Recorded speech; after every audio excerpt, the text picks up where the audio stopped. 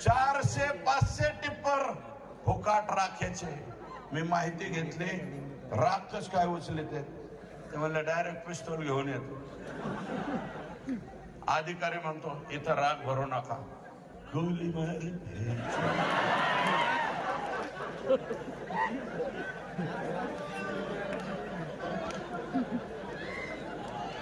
ढिसक्याव, अशा प्रकारची भाषा, ढिसक्यावची भाषा त्या ठिकाणी होती. काय करीन, 4 लोक काय करतील? 50 लोक जर बंगाट होऊन पिस्तूल हे घेऊन, राख म्हणजे आमचीच आहे. 1 रुपया थर्मलला न भरता 2002 सालापासून अव्याहतपणे 500 ट्रक फुकट चालल्यात. त्याचं उत्तर काय?